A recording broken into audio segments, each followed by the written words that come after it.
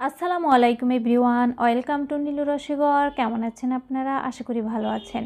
আমিও আল্লাহর রহমতে আপনাদের দয়ায় ভালো আছি। আজ আমি আপনাদের জন্য নিয়ে এসেছি চিকেন সসেস পিৎজা। এটি একটি ফ্রান্সিস পিৎজা। আশা করি রেসিপিটি আপনাদের ভালো লাগবে। যদি রেসিপিটি ভালো লাগে তাহলে আমাকে একটা লাইক কমেন্ট শেয়ার করে দিবেন। আপনাদের সুন্দর একটি লাইক এবং কমেন্ট আমাকে আগামী ভিডিও তৈরিতে উৎসাহ যোগায়। একটি শেয়ার আমাকে মানুষের কাছে পৌঁছে দেয়। আর আমার চ্যানেলটিকে সাবস্ক্রাইব করে অল বাটনে ক্লিক করে রাখুন, তাহলে আমার আগামী ভিডিওগুলোর নোটিফিকেশান আপনারা খুব সহজেই পেয়ে যাবেন। চলুন তাহলে রেসিপিটি আপনাদের সাথে শেয়ার করি। এর জন্য নিয়েছি আমি হালকা কুসুম গরম 1 কাপ দুধ, দিয়ে দিচ্ছি এখানে রুম টেম্পারেচারে থাকা একটি ডিম, তারপর দিয়ে দিলাম 2 টিস্পুন পরিমাণ সুগার, 2 টিস্পুন পরিমাণ ইস্ট। এগুলোকে মিক্স করে নিচ্ছি।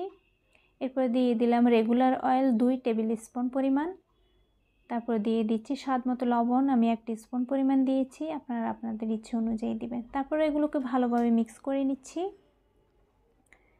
দিয়ে দিচ্ছি এখানে 2 কাপ পরিমাণ রেগুলার পারপাস ফ্লাওয়ার বা ময়দা। এখন এগুলোকে আমি ডো তৈরি করে নিব। এখন এগুলোকে আমি হাত দিয়ে মেখে মেখে একটা সুন্দর ডো তৈরি করে নিচ্ছি। এরকম খুব নরম একটা ডো তৈরি হবে, একদম শক্ত ডো তৈরি হবে না। যদি পিৎজার ডোটা নরম হয় তাহলে পিৎজাটা অনেক সফট হয়। নিয়েছি চিকেন সসেস 10টা, এরকম স্লাইস করে কেটে নিয়েছি 2টা, আর 8টা রেখেছি, এগুলোকে ভেজে নিব। আর নিয়েছি হাফ কাপ পরিমাণ গার্লিক সস, হাফ কাপ পরিমাণ টমেটো সস। এগুলোকে আপনারা আলাদা আলাদা করেও দিতে পারেন, আমি মিক্স করে দিচ্ছি। মিক্স করে দিলে দেখতে একটু ভালো দেখা যায়, তাই মিক্স করা হয়ে গিয়েছে। এক সাইডে রেখে দিচ্ছি। নিয়ে নিলাম আমি ব্ল্যাক অলিভ, এগুলোকে একটু আমি রাউন্ড করে কেটে নিয়েছি। নিয়ে নিলাম একটি ক্যাপসিকাম কিউব করে কেটে নিয়েছি, এটি অপশনাল। তারপরে আধা ঘন্টা পর আমি এগুলোকে নিয়ে এসেছি। ডোটা আধা ঘন্টা পরে ডাবল হয়ে গিয়েছে। এবার এটাকে একটু মথে নিচ্ছি। মথে আমি এভাবে নিচ থেকে উপরের দিকে টেনে টেনে গোল করে নিচ্ছি। একটা রুটি তৈরি করব। গোল করে এবার এটাকে আমি একটা রুটি তৈরি করে নেব, একটু খানিকটা হাত দিয়ে চ্যাপটা করে। এরপরে বেলুন দিয়ে আমি প্রায় 13 থেকে 14 ইঞ্চি পরিমাণ রুটিটাকে তৈরি করব।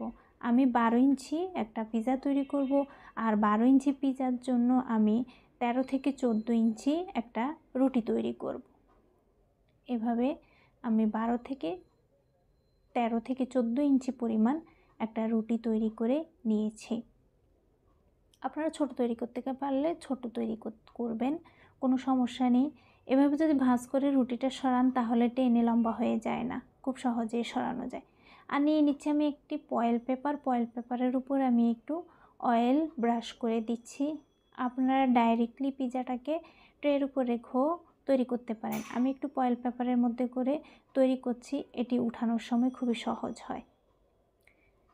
রুটি কিন্তু ছোট হয়ে যায় ময়দার রুটিটা, এটাকে হাত দিয়ে টেনে টেনে বড় করে দিলেই হবে।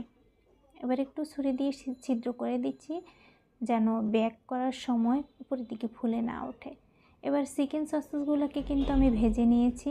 ভাজা চিকেন লম্বা লম্বা সসেসগুলোকে এভাবে আমি সাইড দিয়ে বসিয়ে রুটিটাকে একটু উপর দিয়ে এনে দিচ্ছি।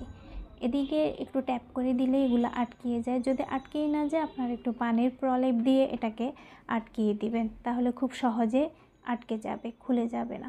এই যে এভাবে আমি এই জন্যই 12 ইঞ্চি পিৎজার জন্য 13 থেকে 14 ইঞ্চি রুটিটা তৈরি করতে বলেছি। এভাবে আমি ডেকোরেট করব বলে।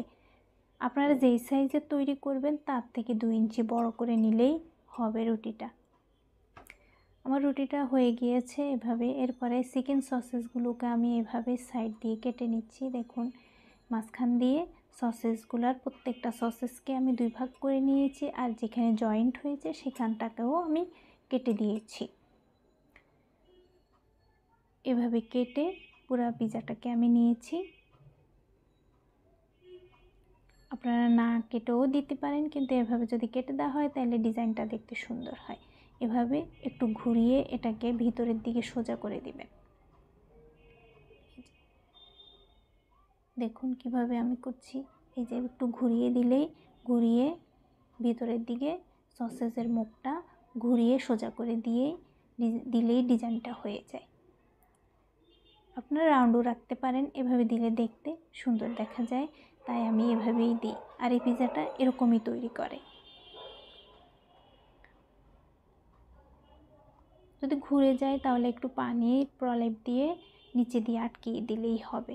দেখুন ছোট হয়ে গেলে হাত দিয়ে একটু ট্যাপ করে বড় করে দিবেন, তাহলে পিজাটা বড় হয়ে যাবে, আপনার ট্রের সমান হয়ে যাবে। এরপর আমি এবার ভিতরে যা উপকরণ ব্যবহার করব সেগুলোকে ডেকোরেট করে নিচ্ছি। দিয়ে দিলাম প্রথমে মিক্স করা গার্লিক সস আর টমেটো সসটা, অর্ধেকটা দিয়ে আমি চারপাশ ছড়িয়ে দিচ্ছি। আর অল্প একটু চিজ দিচ্ছি। চিজ আপনারা অপশনাল না দিলেও চলবে। তারপর বাকি সসগুলোও উপরে আমি ছড়িয়ে দিচ্ছি, একটি চামচের সাহায্যে ছড়িয়ে দিচ্ছি। কীভাবে আমি ডেকোর করছি সেটা আপনাদের সাথে শেয়ার করি। এরপরে দিয়ে দিলাম আমি ক্যাপসিকাম। আপনারা ক্যাপসিকামের বদলে টমেটোও ব্যবহার করতে পারেন। আমি কিপ করে নিয়েছি ক্যাপসিকামগুলোকে। তারপর চিকেন সসেসগুলোকে এভাবে মেলে দিচ্ছি। এভাবে যদি মেলে দেওয়া হয় তাহলে দেখতে সুন্দর দেখা যায়। পুরা পিজাটাই আমার চিকেন সসেস দিয়ে তৈরি করা। এখানে অতিরিক্ত কোনো পিজা সস আমি ব্যবহার করিনি। এই পিজাটার মধ্যে কোনো পিজা সস ব্যবহার করা হয় না, কোনো মজারেলা চিজও ব্যবহার করা হয় না। এটাতে গার্লিক সস ব্যবহার করা হয়। সবগুলা স্লাইস সসেস আমি এখানে দিয়ে দিচ্ছি। মনে রাখবেন সসেসগুলোকে কিন্তু ভেজে দিবেন। তারপরে একটা ডিমের মধ্যে আমি একটু সস নিয়ে একটু ম্যারিনেট করে ব্রাশ করে দিচ্ছি। এর মধ্যে কিন্তু আমি ব্ল্যাক অলিভগুলোও দিয়ে দিয়েছি। যে সাদা অংশটা তার মধ্যে যদি ব্রাশ করে দেন তাহলে বেকের সময় এটা দেখতে খুবই সুন্দর আসে। এবার আমি পিজা ট্রে নিয়েছি আর পিজাটাকে আমি ফয়েল পেপার সহ ট্রের উপর বসিয়ে দিচ্ছি। এভাবে টেনে বসিয়ে দিলে হয়। আপনারা ডাইরেক্টলি ট্রের উপরে রেখেও এই ডিজাইনটা করে নিতে পারেন, কোনো সমস্যা নেই। আমি ফয়েল পেপারের উপর আগে করে নিয়েছি। অতিরিক্ত ফয়েল পেপারটাকে আমি ট্রের নিচে দিয়ে মুড়ে দিচ্ছি। এবার চুলায় চলে যাচ্ছি। হয়ে গিয়েছে পিজাটা আমার ডেকোরেট কমপ্লিট। এবার আগে থেকে চুলা আমি একটি কড়াইকে গরম করে রেখেছি, হাই ফ্লেম দিয়ে 10 মিনিট গরম করে নিয়েছি। ভিতরে স্ট্যান্ড দিয়ে দিয়েছি, স্ট্যান্ডের উপর আমি ট্রেটা বসিয়ে দিয়েছি। ঢাকনা দিয়ে দিচ্ছি আধা ঘন্টার জন্য। আধা ঘন্টা পরে দেখুন পিজাটা আমার এরকম হয়ে গিয়েছে। দেখতে কতটা সুন্দর হয়েছে দেখুন। এবার আমি একটা স্প্যাচুলা দিয়ে উপর দিকে টেনে, এরপরে একটা নুসনি দিয়ে আমি টেনে উঠিয়ে নিয়ে আসছি।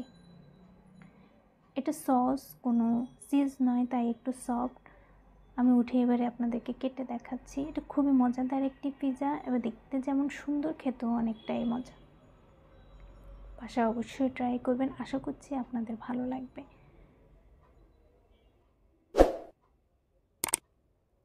দেখুন কতটা সুন্দর হয়েছে। সবাই ভালো থাকবেন, আমার জন্য সবাই দোয়া করবেন, আমি যেন আপনাদের জন্য এরকম অনেক সুন্দর সুন্দর নতুন রেসিপি নিয়ে আসতে পারি। আসসালামু আলাইকুম। আমি পুরাটা পিজা কেটে নিচ্ছি দেখুন।